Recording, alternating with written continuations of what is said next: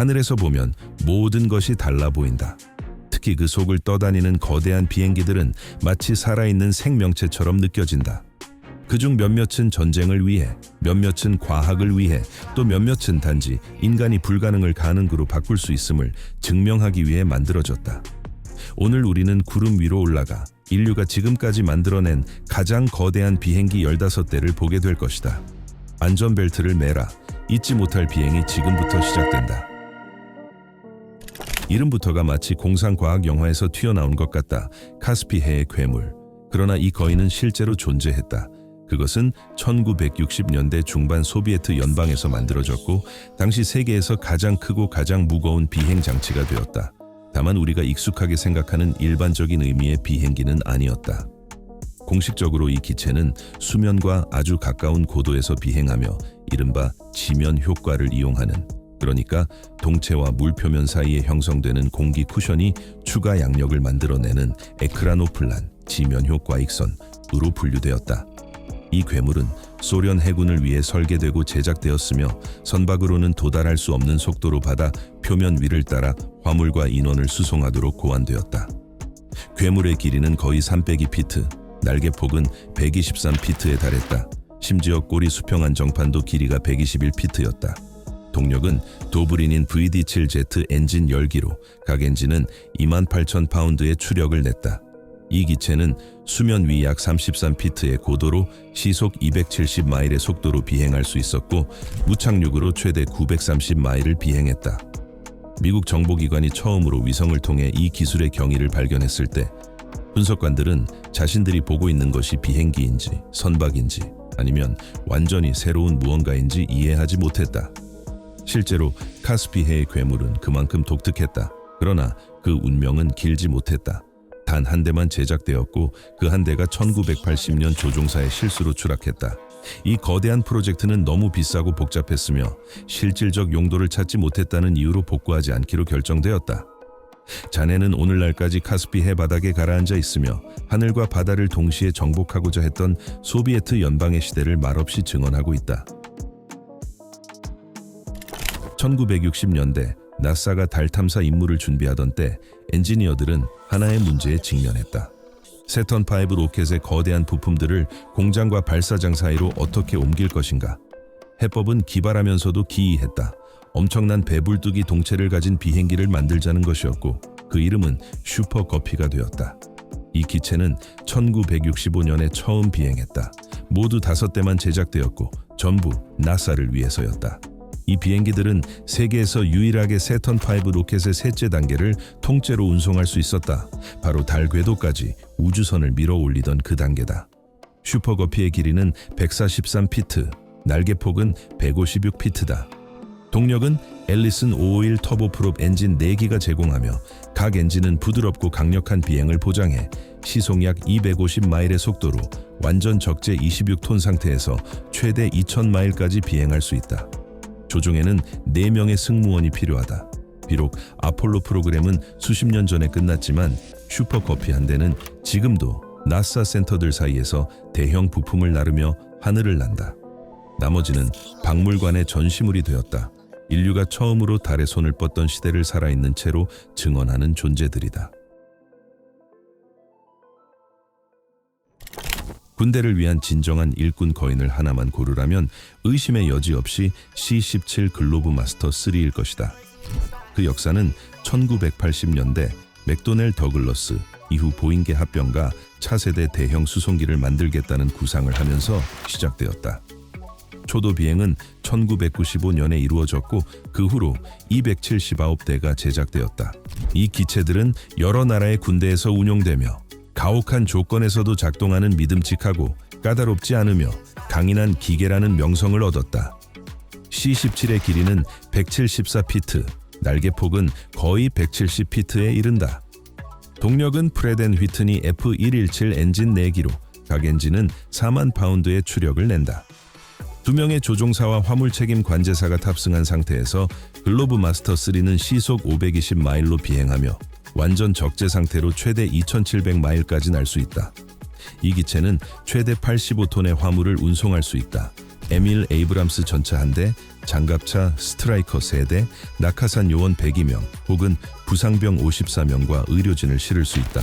그 다재다능함 덕분에 C-17은 미군과 동맹국의 항공 수송에서 없어서는 안 될 요소가 되었다. 이 비행기들은 인도주의 임무에 투입되고 전장으로 장비를 전달하며 재난 수습에도 활약했다. 이미 그 후속 기종에 대한 이야기가 오가고 있지만 현재 운용 중인 C-17 전력은 앞으로도 최소 20 내지 30년은 더 하늘을 누빌 것이다. 에어버스 벨루가 XL을 보면 누구나 미소를 짓게 된다. 정말로 거대한 흰 고래를 닮았기 때문이다. 하지만 그 익살맞은 외양 뒤에는 현대의 가장 영리한 공학적 해법 가운데 하나가 숨어 있다. 이 기체는 2018년에 탄생했고 2020년 공식 취역했다. 벨루가 XL은 유럽 전역의 에어버스 공장들 사이에서 대형 부품을 운송하기 위한 신세대 화물기다. 이 모델은 이전 버전을 바탕으로 했지만 훨씬 커졌다. 기체 길이는 270피트, 날개폭은 거의 190여덟피트다. 내부 화물칸의 부피는 78,000 입방피트에 달해 상상을 초월한다. 롤스로이스 트렌트 700 엔진 2기가 각 71,000파운드의 추력을 내며 이 비행기는 최대 56톤의 화물을 싣고 2,600마일을 시속 458마일로 비행할 수 있다. 벨루가 XL의 가장 큰 장점은 A350XWB의 날개 2개를 한 번에 운송할 수 있다는 점으로 이는 전 세계 수송기 가운데서도 유일무이하다. 오늘날 5대가 활발하게 비행 중이며 6번째 기체가 2023년에 등장할 예정이었다. 우스꽝스러운 외모에도 불구하고 이 하늘의 고래는 유럽 산업 역량의 상징이 되었다. 대담한 디자인이 실용적 효율성과 어떻게 결합될 수 있는지 보여주는 본보기다. 이 전설은 소비에트 연방에서 왔다. 1980년대 투폴레프 설계국은 투160을 만들었다. 역사상 가장 크고 무거운 전투기이자 동시에 음속의 2배를 돌파할 수 있는 가장 거대한 비행장치다. 이것은 단순한 전략 폭격기가 아니다. 금속으로 빚은 하나의 시대다. 초도 비행은 1987년에 이루어졌고 오늘날까지 최소 16대가 러시아 항공우주군의 원거리 항공 전력에 편재되어 있다. 조종사, 부조종사, 항법 폭격 장교, 방어 시스템 장교로 구성된 4명의 승무원이 길이 177피트, 가변익 펼침 시 최대 날개폭 183피트에 달하는 강철 거인을 다룬다. 동력은 사마라 NK321 터보팬 엔진 4기로 각 엔진은 무려 55,000파운드의 추력을 낸다. 덕분에 투160은 최고 시속 1380마일, 대략 마하 2.05까지 가속할 수 있다. 항속거리는 공중급유 없이도 7,500마일을 훌쩍 넘는다. 그러나 가장 놀라운 것은 그 무장 탑재량이다. 2개의 내부 무장창에 블랙잭은 최대 10만 파운드에 달하는 무장을 탑재할 수 있으며 여기에는 순항 미사일과 단거리 핵탄두가 포함된다. 속도와 힘, 그리고 위압적인 아름다움의 거인 투160은 하늘을 제압한 항공 전력의 상징으로 여전히 군림하고 있다. 믿기 어렵겠지만 역사상 가장 큰 비행정 휴즈 H4 허큘리스, 별칭 스프루스 구스는 단 한 번만 하늘을 날았다. 그러나 그 한 번으로 이름을 항공사에 영원히 새기기에 충분했다. 이 비행선은 제2차 세계대전 시기 독일 잠수함들이 대서양 항로를 치명적인 덫으로 바꿔놓았을 때 병력과 화물을 대서양 너머로 수송하기 위해 고안되었다. 프로젝트의 주인공은 엉뚱한 천재 하워드 휴즈였다. 전시산업에서 전략물자로 쓰이던 금속 소모를 피하기 위해 기체는 거의 전부 목재, 주로 자작나무 뇌로 만들어졌다. 그럼에도 스프루스 구스 가문 비쿠스라는 별명은 영원히 따라붙었다. 기체 길이는 218피트, 날개폭은 무려 320피트였다.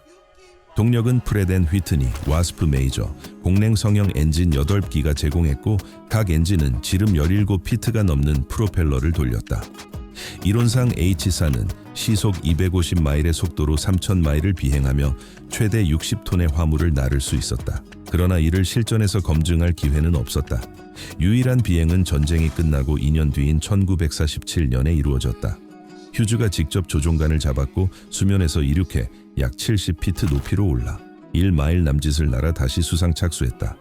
비행은 불과 26초에 불과했지만 그것만으로도 증명하기에 충분했다. 심지어 그렇게 거대한 Su-160이 군사적 위력의 화신이라면 다음 비행기는 하늘과 우주를 연결한 미래의 공학이다.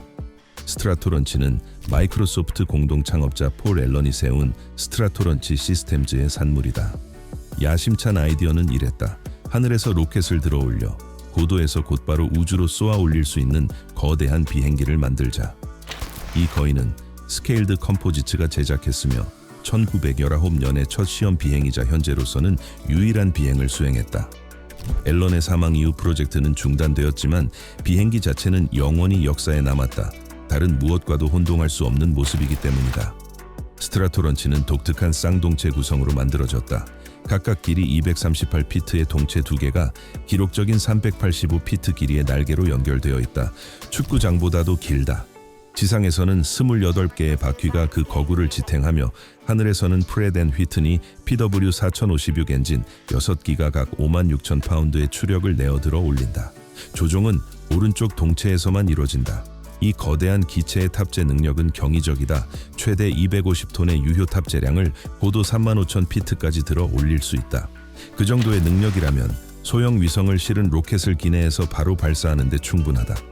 언젠가 프로젝트가 부활한다면 스트라토런치는 새로운 시대의 시작이 될 수 있다. 궤도로 향하는 길이 발사대가 아니라 구름 위에서 시작되는 시대 말이다. 이것은 의심의 여지 없이 모든 시대를 통틀어 가장 알아보기 쉬운 여객기다.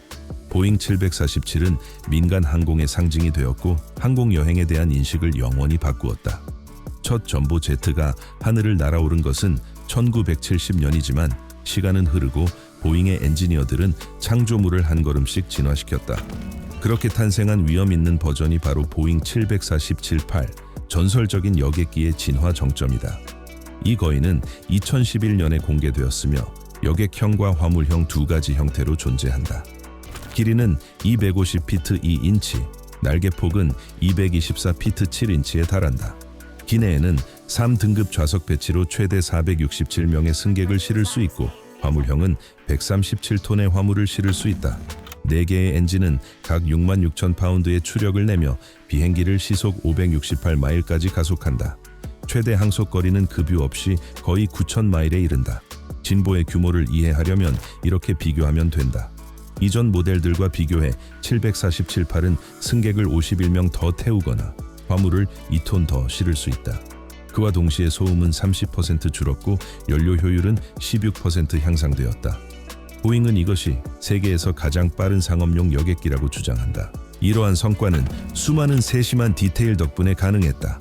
우아한 나선형 계단을 갖춘 연장된 상부 갑판에서부터 에너지를 절약하는 최신 발광 다이오드 조명 시스템에 이르기까지 이 비행기의 모든 선과 곡선은 면밀히 고민된 결과이며 747이 여전히 하늘의 왕이라 불리는 이유가 괜히 있는 것이 아니다.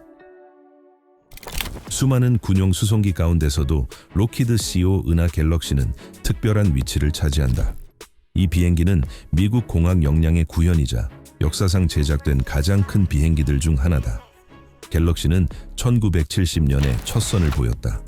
총 131대가 제작되었고 그 대부분이 오늘날까지도 여러 차례의 현대화를 거쳐 현역으로 남아있다. 최신형 COM 슈퍼 갤럭시는 이 세기의 40년대까지 운용될 예정이다. 그 크기는 경이롭다. 기체 길이는 247피트, 날개폭은 거의 223피트에 못 미친다. 장착된 4기의 제너럴 일렉트릭 CF6 터보팬 엔진은 각 51,000파운드의 추력을 낸다. CO는 최대 140톤의 화물을 싣고도 시속 520마일이 넘는 속도로 비행하며 5,500마일까지 날 수 있다. 수십 년 동안 갤럭시는 전 세계 곳곳에서 임무를 수행했다. 인도주에 화물을 전달하고 군용 장비를 운송했으며 나사의 우주 왕복선 부품 같은 것들까지 실어 나르며 우주 프로그램에도 참여했다. 이것은 단순한 비행기가 아니다. 하늘을 나는 거대한 화물 트럭, 미국의 물류 전력의 상징, 그리고 불가능이란 결국 의지와 공학적 재능의 문제일 뿐임을 증명하는 존재다. 에어버스가 여객 수송 분야에서 보잉에 도전하기로 결심했을 때 그 결과는 A380, 진정한 하늘의 거인이었다. 2007년 A380은 세계에서 가장 큰 여객기가 되었고 규모 면에서는 아직도 견줄 상대가 없다. 동체 길이는 238피트, 날개 폭은 261피트다.